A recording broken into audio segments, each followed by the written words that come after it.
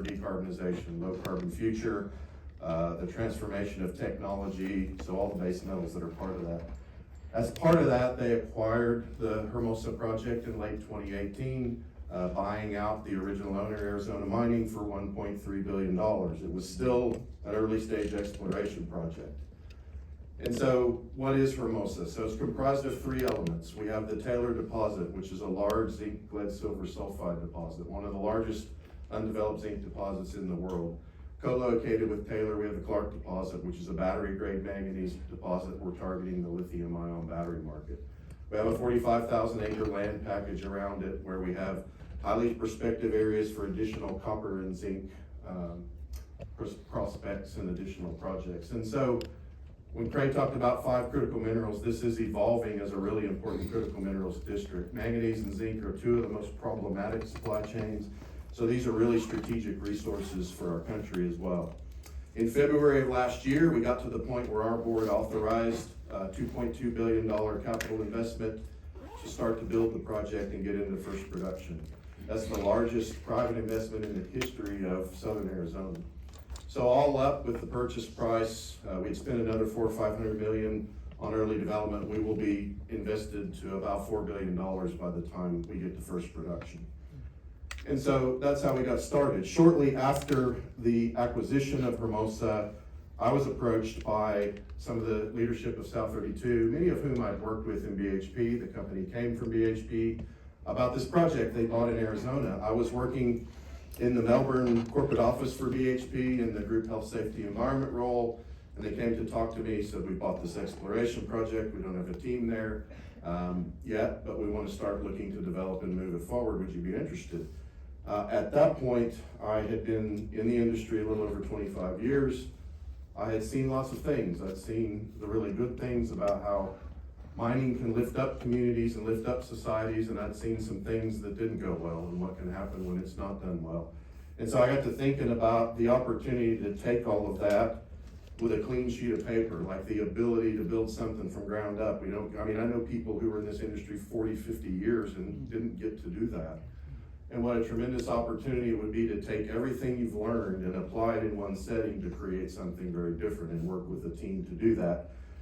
So I went and had a chat with our CEO at South32 at the time. He's still our CEO. I had worked with him a bit in BHP about the job opportunity, and he didn't talk a lot about the project. That conversation still sticks with me today.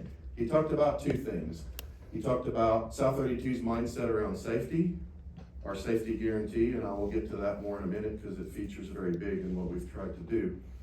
But the thing we spent a lot of time talking about was the purpose that South32 had developed as a company, our company purpose. It's to make a difference by developing natural resources, improving people's lives now and for generations to come. We're trusted by our partners and our owners to realize the full potential of their resources. Make a difference, improve people's lives, trusted. So at that point in my career, my personal why, what really motivated me to get out of bed and work hard every day, had changed a lot. And that was very appealing to me. And that's what really hooked me. And so I moved from Melbourne to Tucson in 2019, arrived here. We had a small team. It was all people that were from the prior owner company. And so another unique opportunity to build a team from scratch for the first time ever. I know a lot of people have worked a long time and haven't been able to do that as well. The project at that point was still in the exploration phase. There was the work done on studies and things like that. It was probably pre-feasibility, so probably a bit beyond concept, but not yet to a feasibility study level. The great thing about that is we really did have a clean sheet of paper. We were working with a blank canvas, and so that presented a tremendous opportunity, and we got to work on the vision because we did not want to waste a once-in-a-generation opportunity to do something really different. So we started work on the vision for the project, and we started to probably for the first time think about what are some things we could do different here. Like all of us that have worked on the project have places we've been, places we've worked where we say, if I could change that, or if I could change this, I would do it differently. We had the opportunity to do some of that. We also had a workshop at the Arizona Tech Park out on Rita Road where we brought in innovators and technology providers from all over the world in and out of mining, said, what's possible? What are some things we could do? We can't do all of that, but what makes sense in this setting? And in particular, we started to think about what are the concerns that societies and communities have had with mining historically, and how can we address those very deliberately? And so why did we do this? Like, why do we need to be a different kind of mine?